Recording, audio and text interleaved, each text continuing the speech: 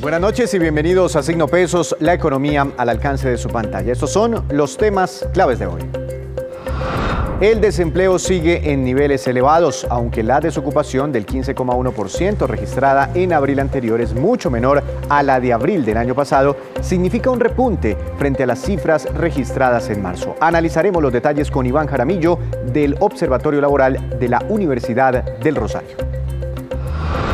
Nuevo impulso a la reactivación empresarial. El presidente Iván Duque anunció un plan que incluye créditos en condiciones favorables para las micro y pequeñas empresas, para productores campesinos y para emprendedores. Además, anuncia que pospondrá varios cobros tributarios hasta el mes de noviembre. Avanzan diálogos para la nueva reforma tributaria. Tanto el ministro de Hacienda como el presidente Duque hablaron de los avances en la búsqueda de consensos con empresarios, congresistas y otros sectores del país. Sergio Larte, economista principal de Scotiabank Colpatria, nos contará qué se puede esperar de este proyecto y su impacto en la economía.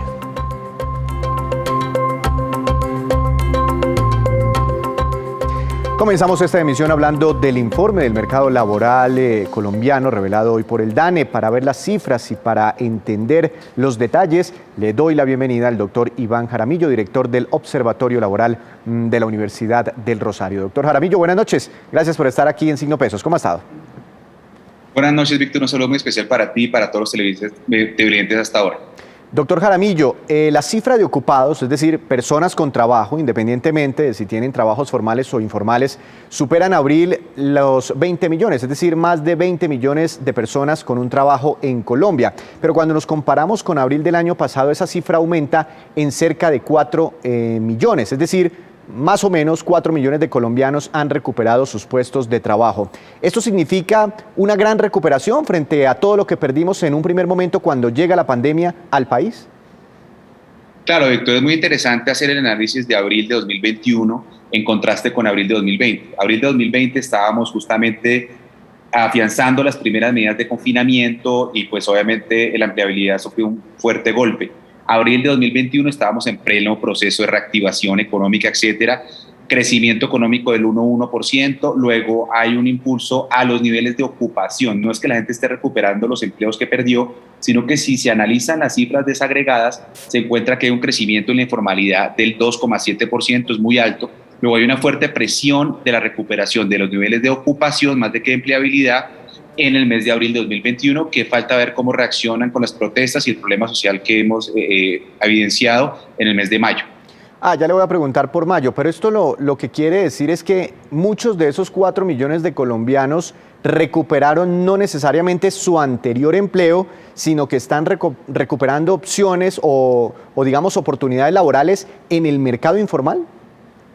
Hay una presión hacia la informalidad en el proceso de reactivación y recuperación económica apenas evidente. Sin embargo, más allá de ese panorama tendencialmente pesimista, también es bueno resaltar que el Servicio de Empleo también registró para el mismo mes de abril un fuerte incremento de las ofertas de trabajo registradas en el Servicio de Información del Servicio de Empleo en el CICE, que representan un crecimiento de 40.000 ofertas de empleo registradas para el mes de 2020 a 126.000 para el mes de abril de 2021, un crecimiento mayor al 100%.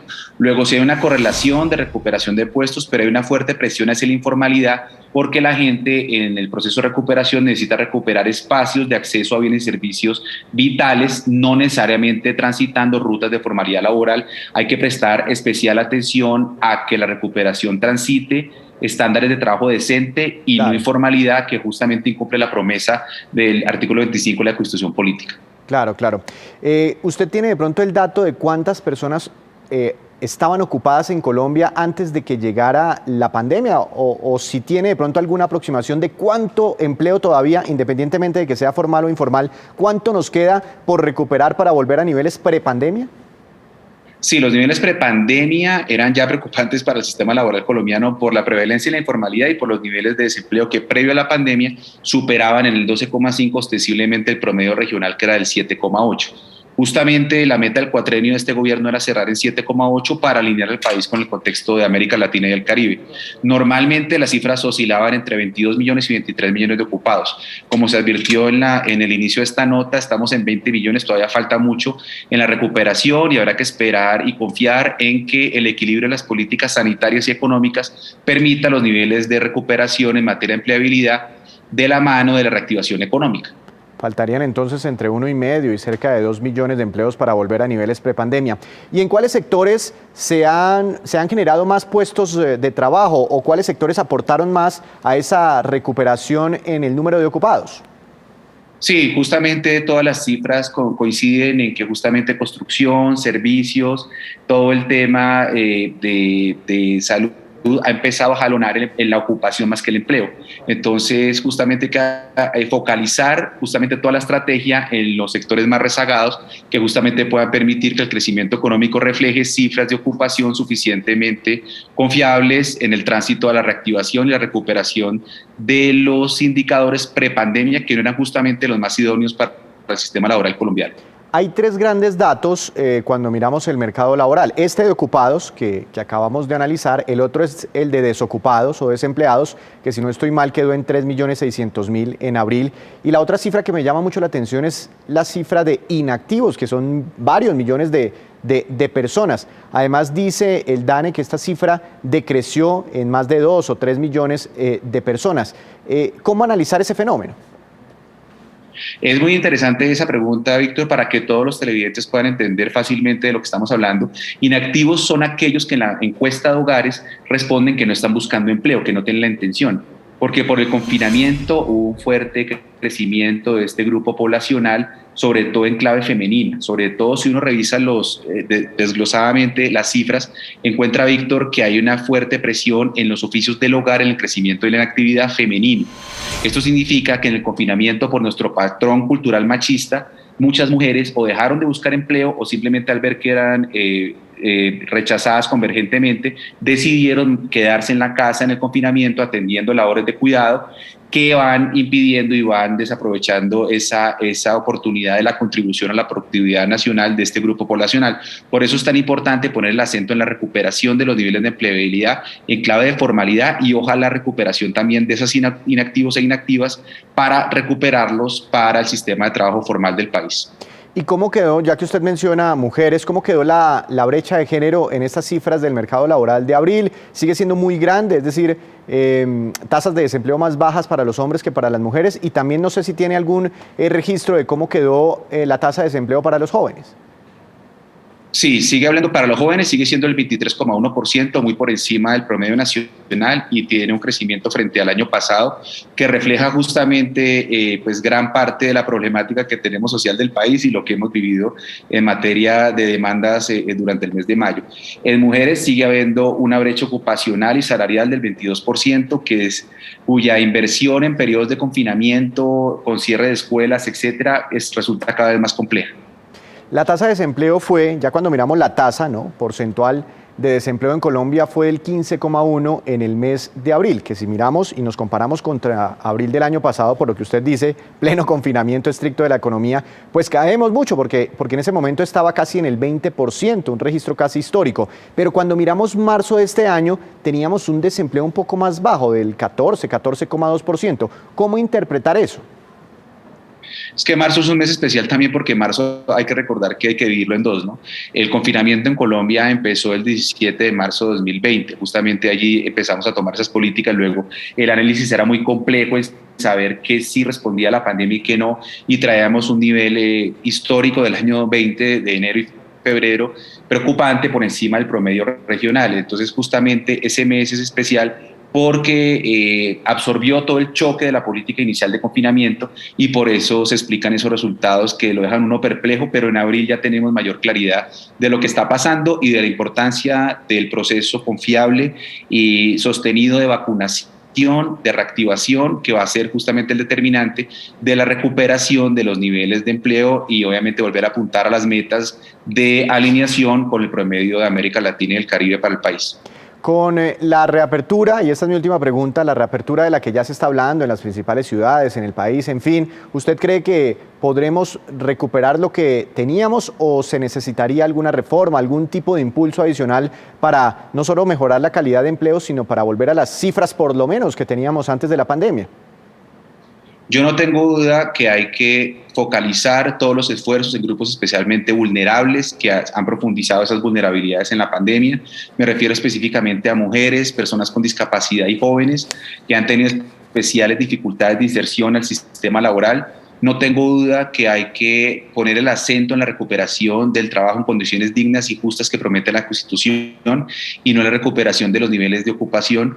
Y no tengo duda que hay que volver a proyectar la meta del cuatrenio, a ver cómo hacemos para devolver los niveles de desocupación a un dígito, que es una de los anhelos, al menos del país, y los objetivos en el proceso de reactivación económica, que dependerá del equilibrio de la política económica y la política sanitaria. Si la política sanitaria vuelve a obligar a confinamientos, vuelve a obligar a cierres, vuelve a obligar a detener la economía, pues justamente eso se va a ver reflejado en los niveles de ocupación y todo el trecho que hayamos avanzado, pues justamente se va a detener y va a sufrir un rezago de muy difícil retorno.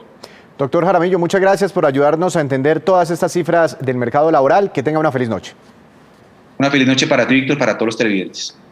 Analizando aquí entonces los detalles de las cifras de desempleo en abril de este año, una de las noticias económicas más importantes del día. Con esta información hacemos nuestra primera pausa, pero cuando regresemos, espere, la fiebre de Egan Bernal le sirvió de estrategia publicitaria a varias empresas del país. Detalles en la movida empresarial con Juan Fernández. Ya regresamos. Regresamos a Signo Pesos con esta que es la cifra económica del día, 7,6%. Y corresponde al crecimiento de la economía esperado para este año, economía colombiana, según el nuevo pronóstico revelado hoy por la OCDE. Es de recordar que este nivel de crecimiento es mucho más alto que el esperado por el gobierno, que está alrededor del 5%, inclusive que analistas y el Banco de la República que están alrededor del 6%. El año pasado, recuerde usted, el PIB colombiano tuvo una fuerte contracción histórica de 6,8%. La OCDE, sin embargo, ve todavía nubarrones en el país, como son el alto desempleo, precisamente, el descuadre en las finanzas públicas e inclusive los estragos por el paro nacional. Y el presidente Iván Duque anunció hoy un plan de reactivación empresarial que incluye posponer cobros de impuestos, líneas especiales de crédito y otras ayudas que dependerán también de la reforma tributaria que se llevará al Congreso. Este paquete de medidas se orienta especialmente a productores agrícolas y también a las micro, pequeñas y medianas empresas. Veamos. Quiero entonces, en primer lugar, anunciar que sobre todo para micro y pequeñas empresas en nuestro país, que tendrían que pagar su impuesto de renta en el mes de junio y en el mes de noviembre, lo que vamos a hacer es correr todo ese cronograma tributario para que se consolide en un solo pago durante la primera semana del mes de noviembre. Eso permite aliviar una parte importante del flujo de caja durante varios meses para que puedan también reactivarse y mejorar todo su capital. Quiero también contarles que estamos extendiendo el programa de Unidos por Colombia del Fondo Nacional de Garantías. ¿Esto qué quiere decir? Que los programas de garantías que estaban previstos para expirar en este semestre se van a extender hasta finales del año 2021 y estamos hablando de las líneas de garantía que fueron creados con el Fondo Nacional de Garantías, que pueden ser del 70 u 80%, dependiendo si son micro, pequeñas o medianas empresas, para capital de trabajo, para poder mantener el capital de trabajo, y estas son líneas que también cobijan a independientes. Tercero, las líneas de Bancoldex por 700.000 millones de pesos también se extienden para el sector turismo, para micro, pequeñas, medianas empresas, también con financiamiento directo por parte de Bancoldex. También, en cuarto lugar, Reactivatec, una línea que se lanzó con Impulsa, que busca llegar a 100.000 emprendedores del país, de sectores de valor agregado tecnológico, creativo, para que también tengan financiamiento de largo plazo y en mejores tasas, y por esa vía también generar empleo y dinamizar a nuestro país. También el Sistema General de Crédito Agropecuario Algo muy importante, tenemos cerca de 15 billones de pesos para financiamiento de micro, pequeños y medianos productores del campo, también productores grandes, y la idea con este financiamiento es proteger empleo, financiar de largo plazo y también con unas garantías hasta del 80% por parte del Fondo Nacional de Garantías. Quisiera también destacar la línea especial de crédito subsidiado para el sector agropecuario, para emprendedores pequeños y medianos que sean jóvenes, que la lanzamos también en días pasados, se fortalece también con capital. Y algo muy importante, en los próximos 2 días estaremos firmando también el decreto de alivios financieros para los pequeños productores del campo. Estamos hablando de alivios que pueden llegar a condonaciones del 80 o del 90% para los pequeños productores, tanto en Finagro como en el Banco Agrario, y sobre todo para aliviar la capacidad de muchas personas que han sido afectadas o por bloqueos o por el paro, o inclusive han sido afectadas también por la pandemia. Pero ¿qué tanto ayudará este plan de reactivación a las empresas? Pero además, ¿qué se debe esperar de la reforma tributaria, cuyo proyecto ya no alcanzaría a discutirse en este semestre? Para hablar de todos estos temas muy importantes para nuestro país, saludo al doctor Sergio Olarte, economista principal de Scotiabank Colpatria. Doctor Olarte, buenas noches, bienvenido a Signo Pesos, ¿cómo ha estado? Buenas noches, Víctor. Un gusto estar acá y un saludo muy especial a todos los televidentes de Caracol. Doctor Olarte, ¿cómo le parece en primera instancia este plan de reactivación que acaba de escuchar usted del presidente Iván Duque? Pues primero me parece supremamente ambicioso. Yo creo que está encaminado bastante bien. La verdad es que estamos en un momento en que no solamente es el contexto fiscal y tecnócrata del que normalmente estamos hablando, sino estamos también muy pendientes de la parte socioeconómica, que es lo que los protestantes en la calle están pidiendo. Entonces, enfocarse en la pequeña y la mediana empresa es bien importante, me parece bastante retador, sobre todo porque es bastante plata la que se está queriendo tener para ayudar a todos estos pequeños y medianos empresarios. Vamos a ver de dónde sale y para eso podemos hablar de la reforma, pero me parece muy bien. Porque hasta el momento el gobierno ha hecho anuncios concretos de más gasto, educación gratuita para jóvenes, incentivos también con ayudas del gobierno para contratar a jóvenes y ahora este paquete de reactivación empresarial, pero quedan dudas porque todavía no es muy clara la financiación. Tendrían que salir más de los 14 billones de pesos con todos estos anuncios de los que se ha venido hablando, no solo para impulsar la economía, sino también para estabilizar las finanzas, el déficit fiscal. No creo, porque la verdad es que buena parte de estos recursos ya están aprobados en el presupuesto general de la Nación que pasaron el año pasado para este año. Recordemos que el déficit fiscal aprobado para este año es alrededor de 7.8 puntos porcentuales del PIB. Entonces, buena parte de las programas sociales, de todos modos, ya están en este presupuesto. Dicho esto, el presupuesto solo involucra hasta este mes que va a entrar, hasta junio. Entonces necesitamos saber, para poder ampliar la cantidad de programas que está diciendo el presidente, sí se necesita la nueva reforma tributaria, que creemos nosotros que va a ser una reforma tributaria de corto plazo, es decir, para apagar los incendios de corto plazo, pero de ninguna manera pensamos que vaya a ser una cosa estructural. Doctor Olarte, antes de preguntarle por esa eventual reforma tributaria a la que se le acaba el tiempo, por lo menos en este primer semestre, cuando el presidente habla de posponer el pago de impuestos para algunas empresas, ¿eso ayuda en la práctica? ¿Ha funcionado? El año pasado se hizo algo parecido. ¿Eso funcionó? Sí, yo creo que un tema muy importante es el flujo de caja de las empresas. Como en este momento estamos en momentos de protesta, donde las empresas no están generando ese flujo de caja porque la reactivación se ralentizó debido a que pues hay cierres de carreteras y problemas de los insumos que no llegan a las empresas, entonces no pueden producir. El flujo de caja para poder pagar esos impuestos pues no se está produciendo. En la medida en que se reactive la economía y volvamos a tener unos meses como los que tuvimos en febrero y marzo, por ejemplo, se genera ese flujo de caja y ahí sí se podría pagar los impuestos. Ahora, mucho mejor no tenerlos que pagar. Sin embargo, estamos en un momento fiscal muy difícil, de tal manera que perdonar impuestos creo que no es la solución. Claro, el país lo que necesita, lo hablábamos, son ingresos fiscales para mantener la estabilidad y bueno, para seguir multiplicando programas sociales. Doctor Olarte, y el otro tema, las líneas de garantías y todas esas líneas que se canalizan también a través de Bancoldex, que inicialmente fueron muy cuestionadas el año pasado, ahora el presidente quiere extenderlas, al final del día también sirvieron para que las empresas encontraran liquidez y financiamiento. Pues yo creo que se usaron mucho menos de lo que uno hubiera pensado. La verdad es que la demanda por estos créditos garantizados, que básicamente es, yo pido un crédito y si definitivamente no lo puedo pagar, mi papá Estado, mi papá gobierno, lo puede garantizar, puede pagar por mí bajo unas condiciones.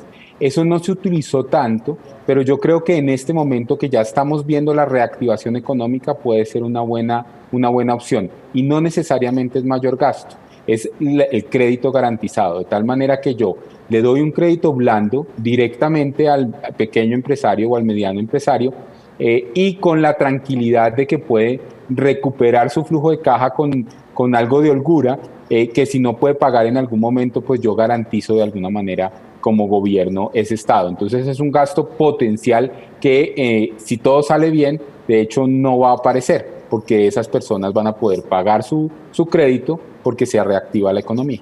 Entiendo, se apropia el recurso, pero seguramente en muchos casos no se ejecuta. Doctor Olarte, ahora sí, reforma tributaria. Me decía usted que para este 2021 prácticamente el presupuesto ya está asegurado, que tendríamos necesidades muy fuertes ya para el 2022. Con todos estos anuncios, con toda la extensión de estos programas, el panorama fiscal, las necesidades, ¿usted cree? Y bueno, usted ya me dice que esta no será una reforma estructural, sino en cuanto a recaudo mucho más baja que la que pretendía el exministro Carrasquilla. ¿Cuánto creen ustedes que mínimo necesita el país y cuánto estaría pensando el gobierno lograr a través de sus consensos? Pues ya el ministro nos ha dicho que querría una reforma tributaria de más o menos 14 billones de pesos. Según las cuentas que hemos hecho, con las propuestas que se tienen, es decir, generar impuestos desde el punto de vista de las empresas y desde la población de ingresos altos, nosotros no vemos unos ingresos más allá de 10 u 11 billones de pesos. Dicho esto, pensamos que con eso alcanza en el corto plazo para satisfacer esa ampliación de programas sociales y adicionalmente para poder pagar la deuda, porque eso es lo otro.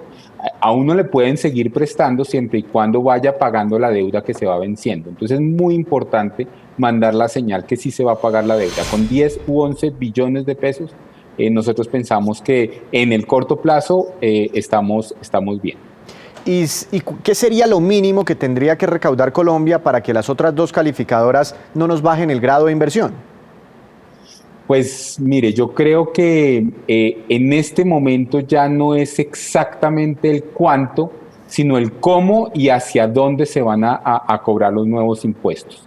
Creo que debido a que nos demoramos de alguna manera en hacer toda esa consolidación fiscal, las otras dos calificadoras, especialmente Fitch, yo creo que hay una probabilidad muy alta, digamos del 70%, que también nos baje la calificación independientemente de la reforma tributaria. Sin embargo, si prontamente sabemos qué reforma tributaria va a ser y damos señales claras hacia el futuro de cómo se va a reactivar la economía, pues tenemos ese otro 30 de que no nos bajen la calificación, pero tiene que ser muy rápido para mandar la señal porque ya Fitch dijo que se iba a pronunciar sobre Colombia en 1 o 2 meses, o sea, a más tardar en julio.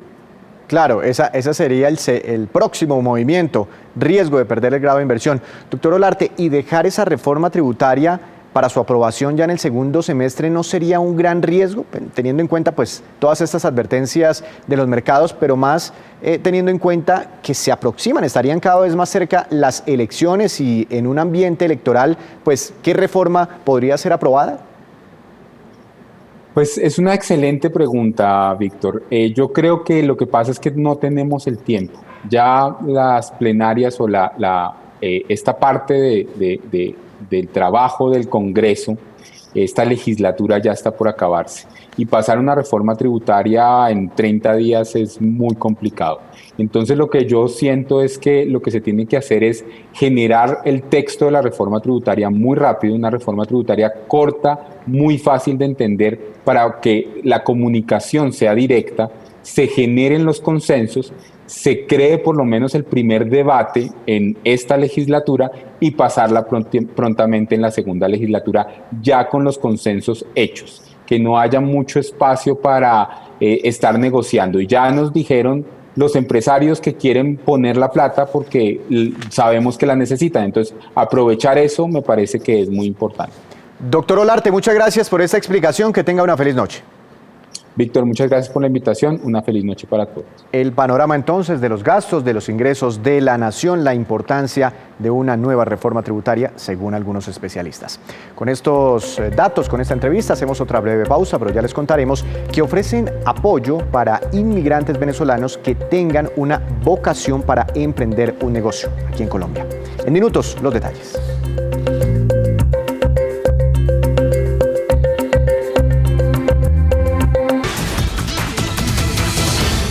Y ahora llega el mundo de los negocios. Le doy la bienvenida a nuestro experto en empresas y en el mundo de los negocios, Juan Fernández. Juan, ¿cuál es el tema empresarial que ha preparado para hoy? Bienvenido.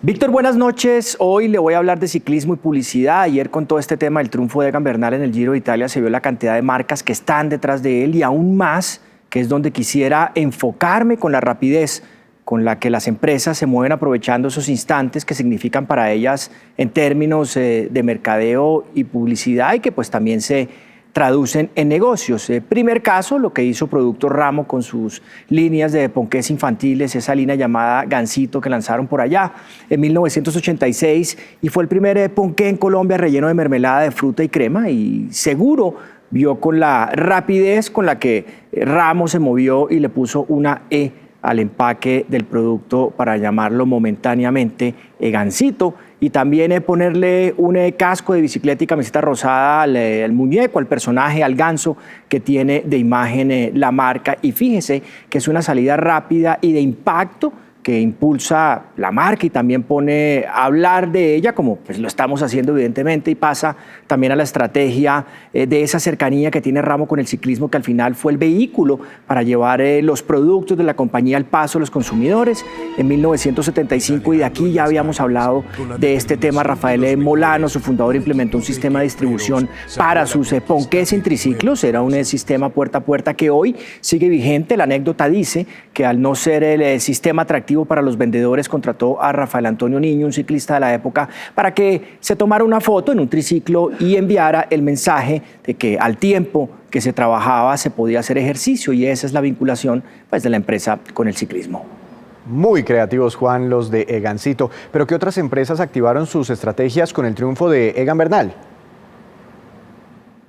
Mire, hay más casos, por ejemplo, mire Almacenes Éxito igual, usan su tipografía y colores y reemplazan la palabra éxito por el nombre de Egan, inclusive con ese punto característico de la marca en su letra I invertido. Central Cervecera también lo hizo con el color de las latas de su cerveza y cambió el color a rosado con la imagen de Egan Bernal. Esos tres casos al final lo que muestran, como le decía hace un momento, es la rapidez con la que las marcas aprovechan esas oportunidades puntuales, y para el ciclista pues la oportunidad de obtener otros ingresos además de su salario, que debe andar por los 2,5, 3 millones de euros, más el uso de la imagen o patrocinios, como el que también tiene, por ejemplo, con la marca Porsche, que ha entregado un vehículo para su uso ya hace algún tiempo. Y esta, pues es, Víctor, la movida de hoy sobre marcas, publicidad, mercadeo y lo que representa para las empresas la imagen de Egan Bernal.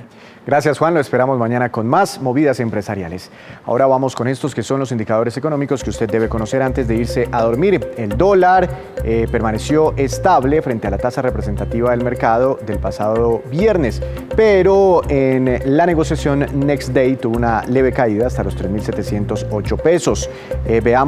Recordemos, en Estados Unidos fue festivo, por eso no operó el dólar bajo su modalidad habitual. En Colombia se celebró el Día de los Caídos. Petróleo Brent, este se negocia en los mercados europeos sí operó, subió 0,87%, se ubicó en $69.32 por barril. El precio interno del café colombiano, también por ser festivo en Estados Unidos, se mantuvo estable en un precio histórico para mañana de $1.470.000 por carga. Índice MSCI Colcap de la Bolsa de Valores de Colombia cayó 0,47%, acción más valorizada preferencial de Cementos Argos con una ganancia de 3,68%, y la acción que más cayó fue ISA, que tuvo un retroceso de 3,05%. Pero antes de despedirnos, los dejo con este dato. La Cámara de Comercio de Bogotá quiere apoyar a personas inmigrantes de Venezuela con vocación de emprendimiento. El programa consiste en habilitar 100 cupos para igual número de emprendedores. Los elegidos recibirán un entrenamiento durante 6 meses en temas como, por ejemplo, el manejo de las finanzas, la viabilidad de los negocios, asesorías y la promoción de sus empresas en diferentes ruedas de negocios. Los aspirantes deben contar, esto es muy importante, con el permiso especial de permanencia aquí en Colombia e inscribirse en la página web de la Cámara de Comercio de Bogotá.